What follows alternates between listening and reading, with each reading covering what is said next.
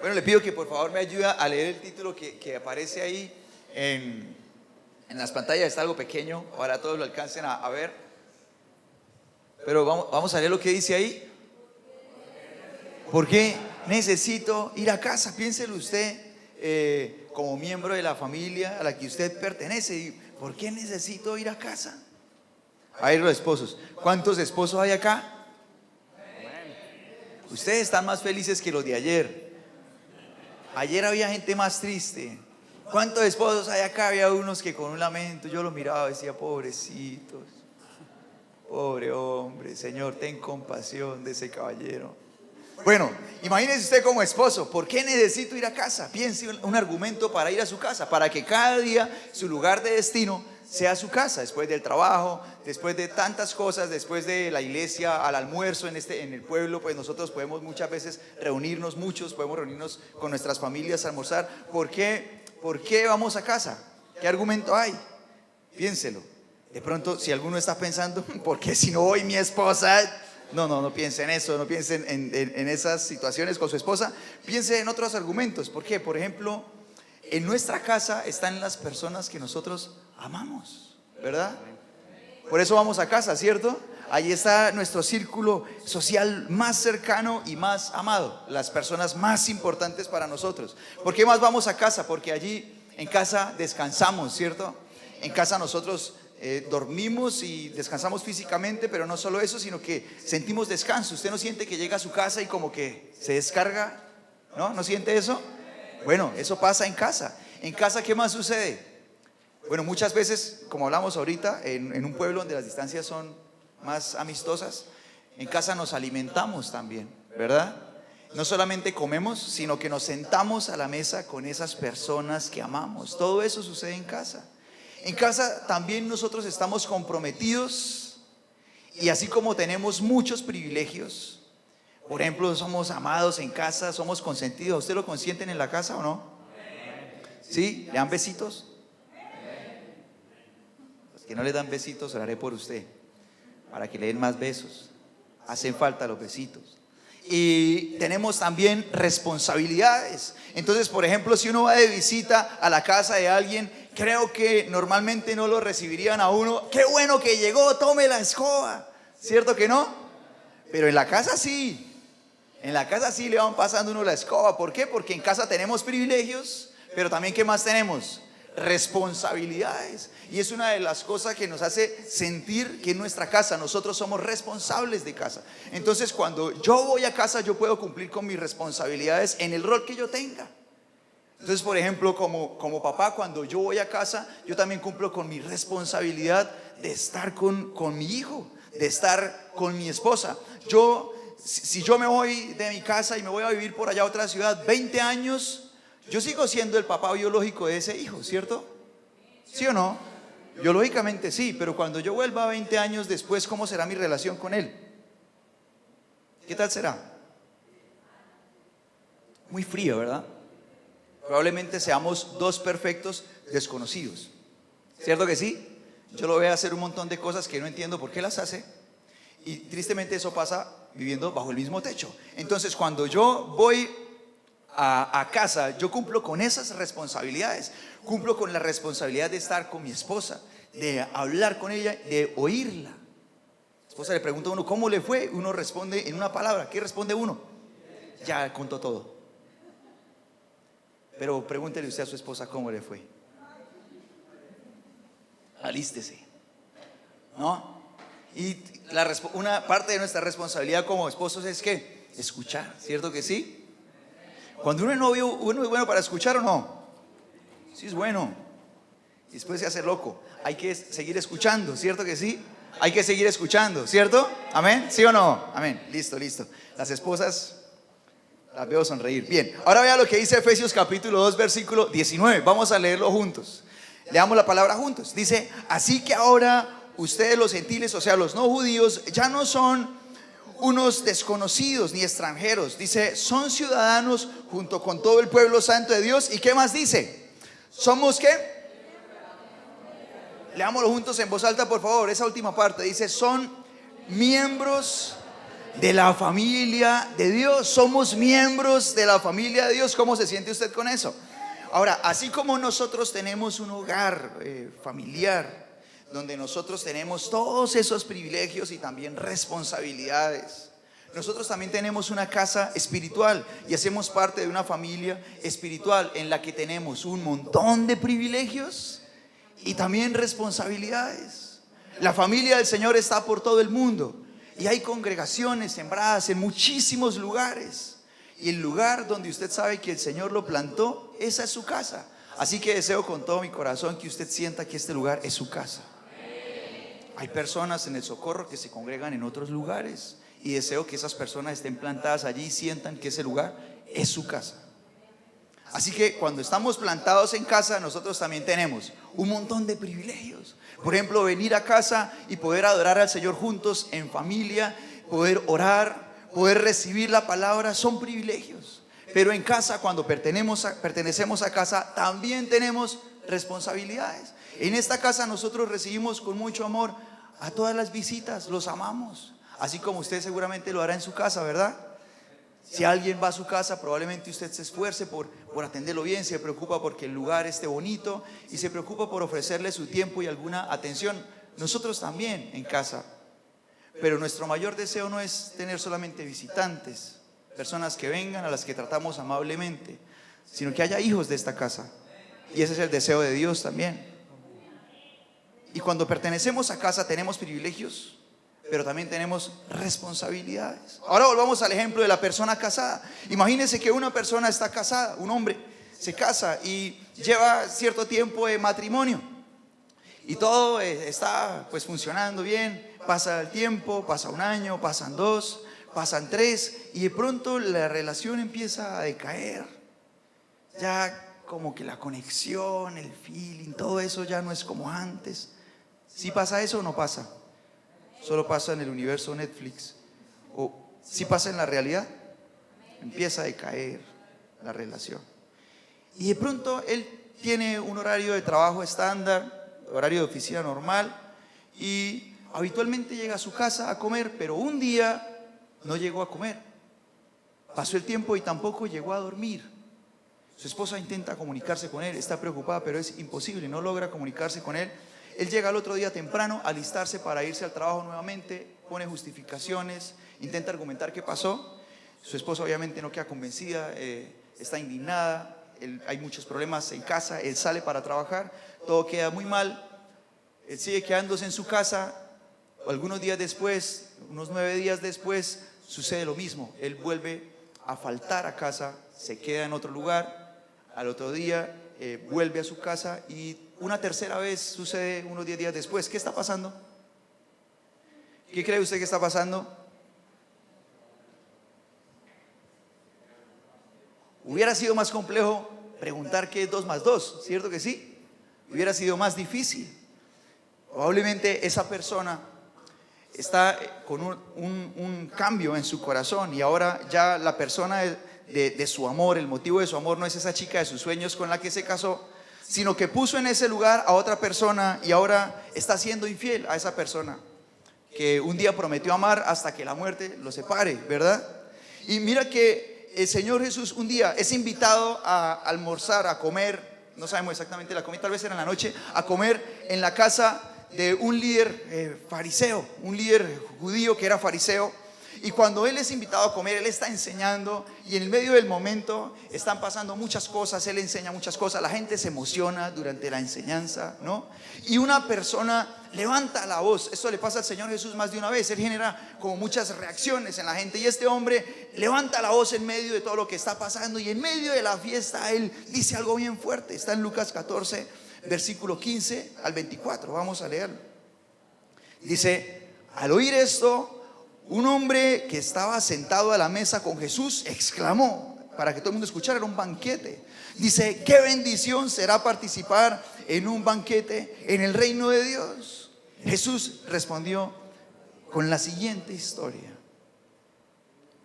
Un hombre preparó una gran fiesta y envió muchas invitaciones.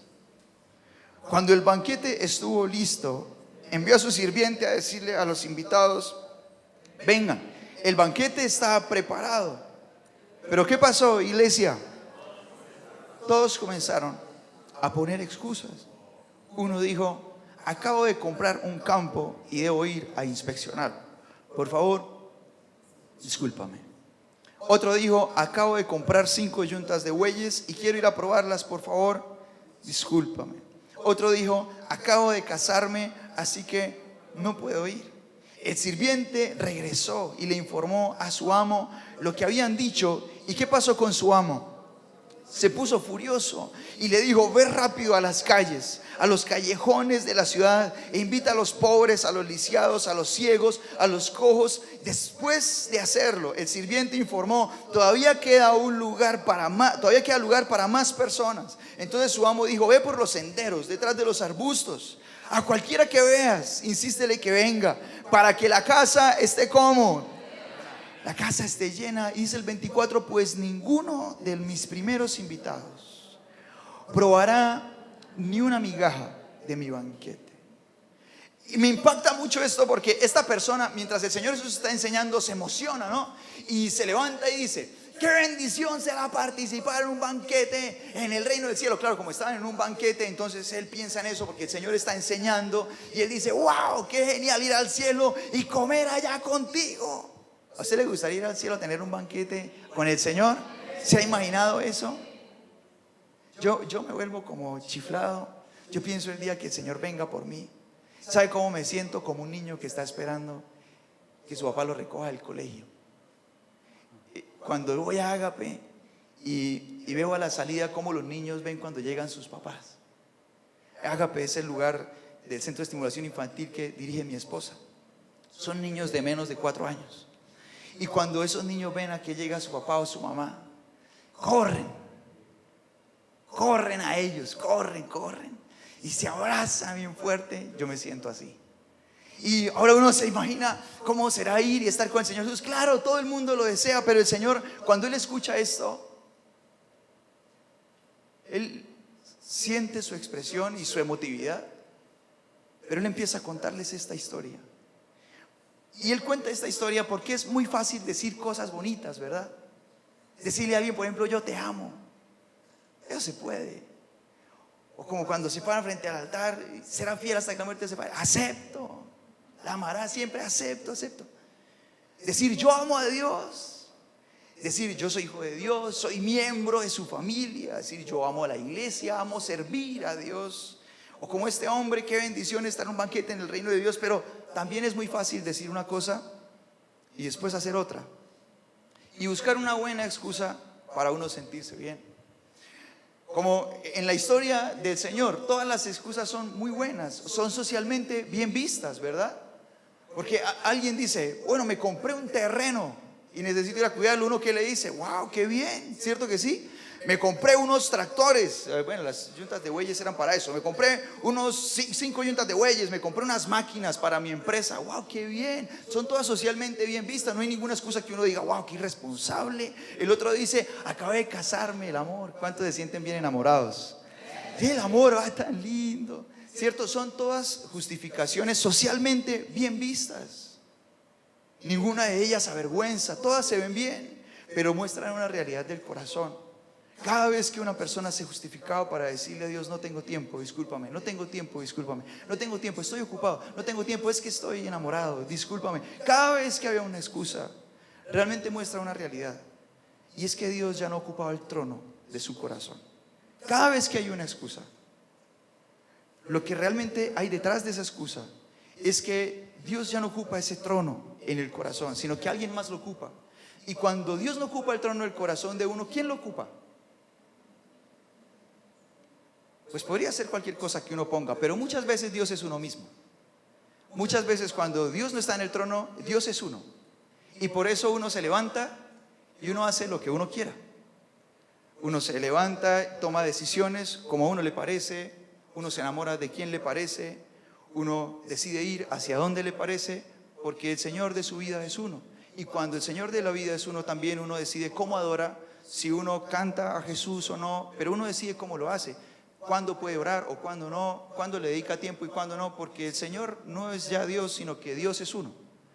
Y sucede así, pero cuando nosotros somos miembros de la familia de Dios, somos sus hijos, y Dios es el centro y es el primero en el corazón, entonces Dios es Él. Y cuando yo me levanto, cuando yo digo yo que le entregué mi vida a Jesús, mi vida ya no la vivo como Pablo escribía, ya no vivo yo. Por eso es que él escribe eso, porque o sea, yo ya no soy mi dueño, mi Dios ya no soy yo, ya no vivo yo. ¿Qué escribe Pablo? Recuerda ahí en su carta, dice, es que Cristo vive en mí. Y lo que ahora hago, todo lo que ahora hago, lo hago con la fe en el Hijo de Dios. O sea, todas mis decisiones dependen de Jesús. Ahora, cuando nosotros pertenecemos a la familia de Dios, hay un principio clave en familia. Y dice Hebreos 10:25, no dejes de congregarte como algunos lo hacen. Porque en estas citas como familia encontramos el segundo momento con Dios más importante de nuestra vida. ¿Cuál es el primero? Nuestra intimidad con Dios, lo que tú vives a solas con Él. Este es el segundo momento más importante de tu tiempo con Dios. Y la palabra nos dice, tú eres parte de la familia, no dejes de reunirte. Ahora, cuando dejamos de ir a casa, así como el hombre infiel trae consecuencias, cuando un hombre infiel deja de ir a casa, cuando un padre deja de ir a casa, una madre deja de ir a casa, un hijo deja de llegar a casa y papá lo está esperando, mamá lo está esperando, ¿los demás sufren consecuencias o no? Un hijo se fue de la casa, lo estaban esperando, llegó a los 3 días, no sabían dónde estaba. ¿Empieza la familia a sufrir consecuencias o no? ¿A sufrir caos? ¿Sí empieza a sufrir o no? Bueno, cuando alguien, un miembro de la familia de Dios, deja de estar conectado con la familia de Dios, que el Señor en todo sentido lo muestra como una familia absolutamente unida. Otra comparación es en la carta a los Efesios, que somos un cuerpo, es absoluta unidad en la familia de Dios. Hay consecuencias también. Y la primera quiero que la miremos en Juan 20, 19 al 24. ¿Listo? Vamos a leerlo juntos. Aquí están las pantallas. Si usted tiene su Biblia, lo está buscando y va a toda velocidad, lo puede encontrar rápido. Juan 20, 19 al 24, leámoslo juntos por favor. Dice, ese domingo al atardecer, los discípulos estaban reunidos con las puertas bien cerradas, porque tenían miedo de los líderes judíos. ¿Qué domingo era ese? El domingo que resucitó el Señor. El Señor había muerto, ¿cuándo? Probablemente el viernes, ¿verdad? Hacia lo que más apunta todo, el viernes. Dice, ese domingo al atardecer, los discípulos estaban reunidos con las puertas bien cerradas porque tenían miedo de los líderes judíos. De pronto Jesús estaba de pie en medio de ellos. Imagínese usted, el Señor había muerto el viernes, ellos lo habían sepultado y sabían dónde estaba su tumba y todo. Ahora están reunidos a puerta cerrada y Jesús aparece en medio de ellos. Dígame si no es espectacular. Ahora dice la palabra de Dios que el Señor les dice, la paz sea con ustedes. Versículo 20, mientras hablaba les mostró las heridas de sus manos y su costado. Ellos se llenaron de alegría cuando vieron al Señor, y una vez más le dijo, la paz sea con ustedes, como el Padre me envió a mí, así yo los envío a ustedes. Entonces sopló sobre ellos y les dijo, reciban al Espíritu Santo, y los empieza a preparar para lo que vendría en Pentecostés unos días después. Dice, si ustedes perdonan los pecados de alguien, esos pecados son perdonados. Si ustedes no los perdonan, esos pecados no son perdonados. Hablándoles acerca del efecto de la buena noticia. Cuando llevamos la buena noticia al Señor Jesús, esa persona puede recibir el perdón de sus pecados o no, si abre su corazón para el Señor. Y dice el 24, Tomás, uno de los 12 discípulos, al que apodaban ¿cómo lo apodaban, iglesia? El gemelo. ¿Qué dice? No estaba. Cuando llegó Jesús, ellos le contaron, hemos visto al Señor. ¿Usted qué respuesta espera de eso? Dicen, hemos visto al Señor. El Señor estaba muerto y resucitó. ¿Qué respuesta esperaría uno de eso? ¡Wow! No, se coja la cabeza, se impacte. ¿Cierto que sí? Pero ¿cuál es la respuesta de Tomás? No lo creeré. Oh, es muy impactante, porque Tomás no era una persona que acabara de escuchar de Jesús. Tomás fue una persona que, igual que ellos, compartió con el Señor Jesús durante 3 años de ministerio. Lo conoció perfectamente. Los 12 tenían una característica, y es que ellos conocieron a Jesús desde el primer momento de su ministerio hasta el final. Los 12 tenían esa cualidad. Por eso cuando ellos fueron a buscar el reemplazo de Judas, el que lo fuera a reemplazar debía tener esa característica igual que ellos. O sea que Tomás no se había perdido milagro de Jesús, no se había perdido enseñanza de Jesús. Además era un judío que conocía la palabra a la perfección y sabía que todas esas cosas que profetizaba la palabra las debía vivir el Mesías. Y el Señor Jesús le había dicho: el Hijo del Hombre tiene que ser entregado a manos de personas malvadas, morir y va a resucitar. Se lo dijo muchas veces. Y cuando le llega la noticia: hemos visto al Señor, él debería decir: wow, era cierto. No, él dice: no les creo. Dice: a menos que vea las heridas de los clavos en sus manos y meta mis dedos en ellas y ponga mi mano dentro de la herida en su costado. ¿Por qué pasó esto? Si hubiera estado, ¿hubiera creído? Pues es obvio que sí. La diferencia entre los 10 y él era que ellos habían estado conectados, y en ese momento de reunión el Señor se reveló a ellos y él no estuvo. ¿Por qué no estuvo? No lo sabemos, pero tendría una excusa, ¿verdad? Tendría una excusa. Sin embargo, en el corazón de los 10 había una fe apasionada. ¿Qué más dice la palabra? Es que había alegría en ellos. Había una fe apasionada. Había un deseo increíble de contarle a otros. Ya habían empezado de contarle a otros: él está vivo, resucitó, era cierto. Mientras tanto, el que estaba diciendo: no les creo, no les creo, que se me aparezca para creerle. ¿Dónde está que no lo veo? Que se aparezca. ¿Y cuál era la causa? Que él no había estado. Y dejar de estar conectado como familia en la casa de Dios, dejar de estar allí en familia para recibir su palabra, hace que nuestro corazón se vuelva incrédulo. Y mientras que otras personas pueden tener experiencias reales con el Señor Jesús a través de su palabra, pueden sentir a Dios en su corazón y tener una conexión personal con Él, otra persona que escucha las mismas predicaciones cada vez que va a la iglesia, pero con menor conexión, puede estar sentada diciendo: yo eso como que no lo creo tanto. Mientras que hay alguien a su lado lleno de fe y de alegría por el Señor Jesús. Otra consecuencia nos la muestra Hechos capítulo 2 versículo 1. Vamos a leerlo. ¿Listo? Solamente este versículo. Leámoslo juntos, por favor. Léalo en voz alta conmigo. ¿Qué dice? Dice: el día de Pentecostés todos los creyentes estaban reunidos ¿cómo? En un mismo lugar. Este versículo nos permite entrar a otra consecuencia de no estar conectado con compromiso en la familia de Dios.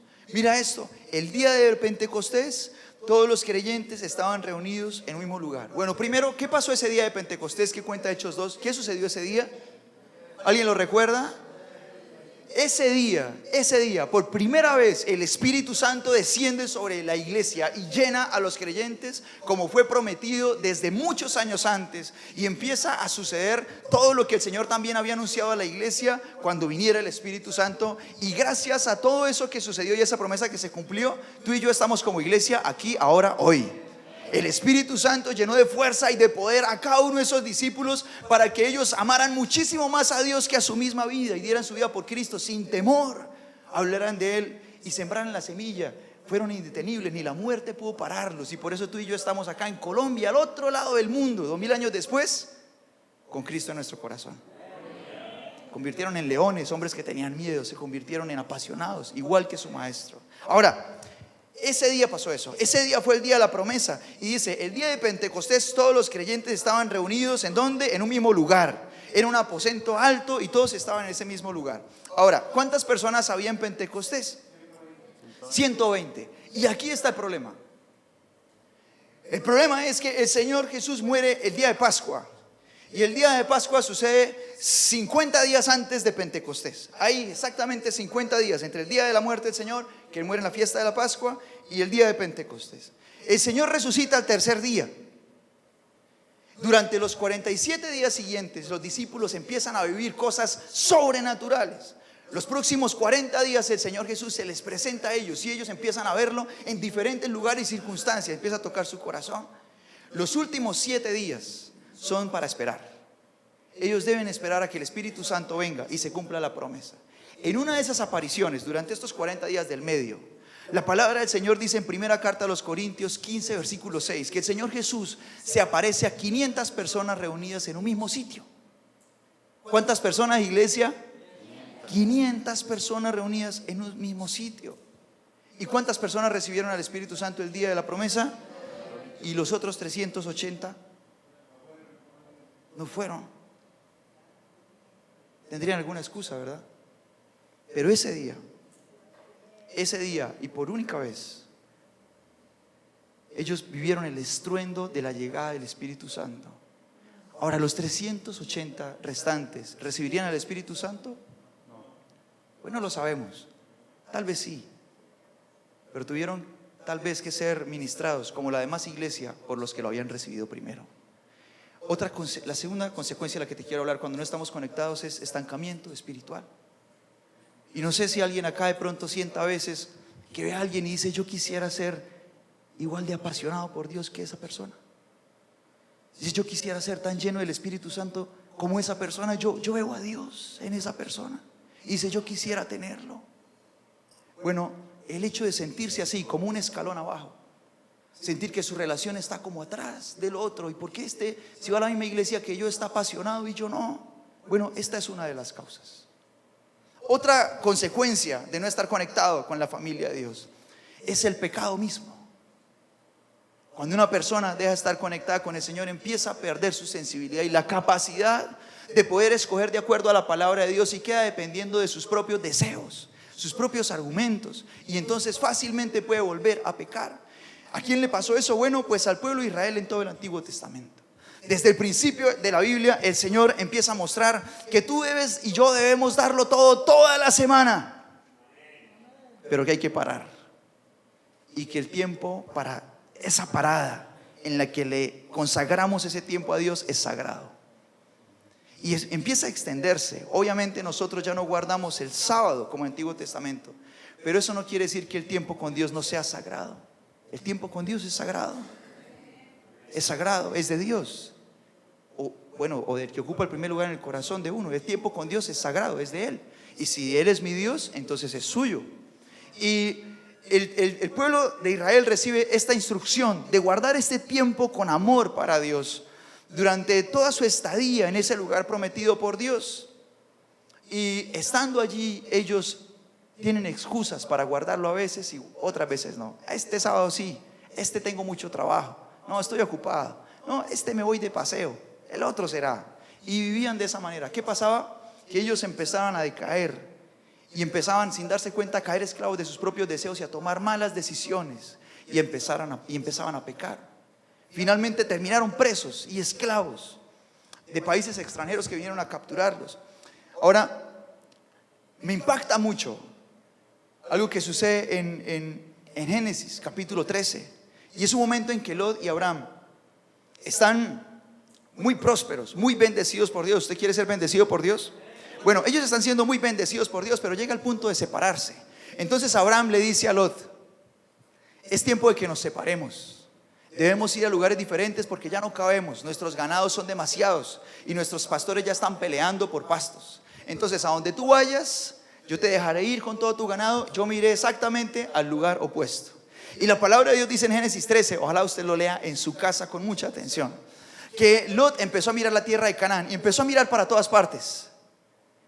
Abraham, su tío, era un hombre apasionado por Dios, pero Lot no tanto.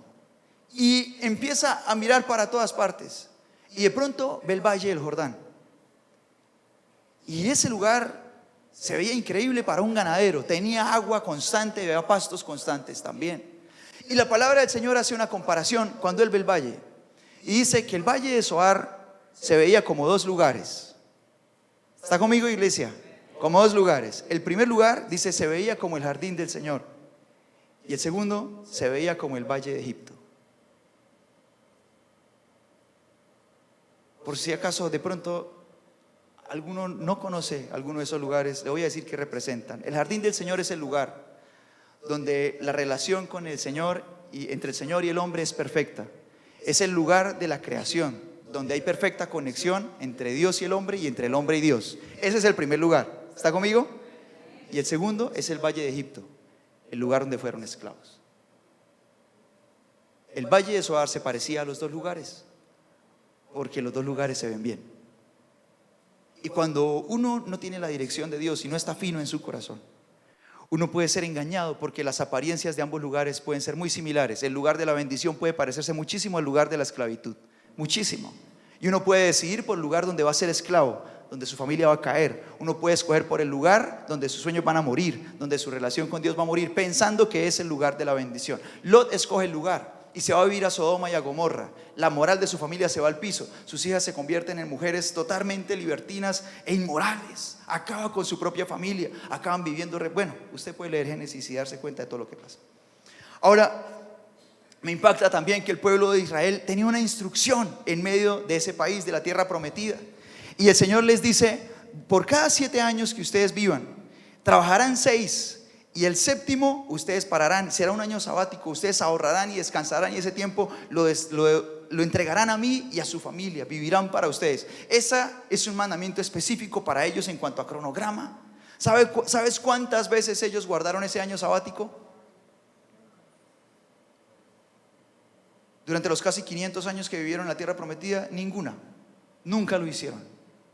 Pero cuando fueron esclavos, de los aproximadamente 490 años que ellos vivieron en la tierra prometida, después fueron esclavos 70, para personas que no eran su Dios, sirviéndole a gente que los esclavizó. Y cuando uno no le dedica el tiempo que es de Dios a Él, uno se lo dedica a aquello que uno ha decidido que sea su Dios. Ahora, eso trae todas estas consecuencias que uno no puede no notar, y empiezan a traer su corazón a menos, y su relación con Dios también.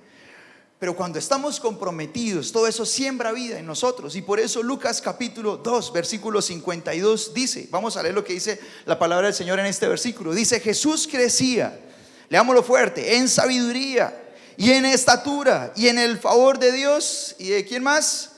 Y de toda la gente. ¿A usted le gustaría que Dios dijera eso de usted? Que dijera, por ejemplo: y Julián crecía en sabiduría y en estatura y en favor de Dios y de toda la gente. Genial eso, ¿no? O que dijera el nombre de un hijo suyo. Imagina el nombre de un hijo suyo ahí, y ponga el nombre de él, y póngalo ahí. Dice: y crecía en sabiduría y en estatura y en favor de Dios y de toda la gente. Ahora, la palabra de Dios dice esto del Señor Jesús cuando era un chico, un adolescente, tenía solo 12 años y estaba bajo la influencia a esa edad ¿de quién? De sus padres. Y versículos atrás la palabra del Señor dice de los hábitos de sus padres. Mira lo que dice Lucas 2, 41, 42, justo antes de que se diga esto de Jesús. Mira los hábitos de sus padres. Dice: cada año, leámoslo juntos por favor, cada año los padres de Jesús iban a Jerusalén para el festival de la Pascua. Cuando Jesús tenía 12 años, asistieron al festival como cada ¿cuánto? Iglesia, como siempre. Como siempre. Y la familia escogida por Dios para poner allí a su hijo era una familia que tenía serias disciplinas espirituales. ¿De qué manera uno le enseña a un hijo que Dios es el primero? ¿Cómo le enseña a uno? Con su ejemplo, no hay otra manera. Uno le puede decir al hijo 1000 veces: Dios es el primero, Dios es el primero. Pero si Dios no es el primero, pues Dios no será el primero para él. Acá en Fiesta Kids hacemos los mayores esfuerzos para que nuestros niños reciban la palabra del Señor y la reciban en su corazón. Pero el primer maestro de la palabra de un niño son sus padres. El que le muestra con ejemplo quién es Jesús son sus padres. El que le enseña a un niño a ir a la palabra de Dios son sus padres. Y uno debe buscar la manera de llevar la palabra a ese hijo. Cuando nosotros queremos que nuestros hijos crezcan comprometidos con el Señor, con la familia de Dios, como lo dice su palabra, ¿qué tenemos que hacer primero? Estar comprometidos nosotros, ¿verdad? Mira que hace unas semanas empezamos a hacer una lista de asistencia detallada en Fiesta Kids, tomando los nombres de los niños y tomando su asistencia. Y empezamos a ver cómo en nuestra casa muchas familias han empezado a asistir cada 2 o 3 semanas a la iglesia. Y el niño solamente asiste a la iglesia con esa regularidad, cuando la palabra del Señor enseña desde el principio que cada semana nosotros debemos dedicarle a Él tiempo que es sagrado.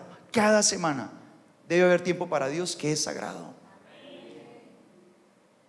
Ahora, cada uno de estos niños está aprendiendo a venir cada 2 o 3 semanas y esa lección la está recibiendo en su corazón. Él está aprendiendo eso. Puede que sus padres no se lo digan, pero el niño está aprendiendo que a la casa de Dios se puede ir sin compromiso. Él lo está aprendiendo porque lo está viendo. Es el mayor ejemplo, es la mayor enseñanza, lo que uno hace. ¿Sí? ¿Estás conmigo? Lo que uno hace es la mayor enseñanza, no lo que uno diga, es lo que uno haga. Lo que uno haga, eso va a ser su hijo. Y creo que usted lo debe ver en su casa todo el tiempo. Ahora, da muchísimo dolor esto, porque un niño de 5, de 7 o de 9 años no puede decirle a sus papás: me voy para la iglesia. No puede hacer eso. Al niño lo traen. Es nuestra responsabilidad.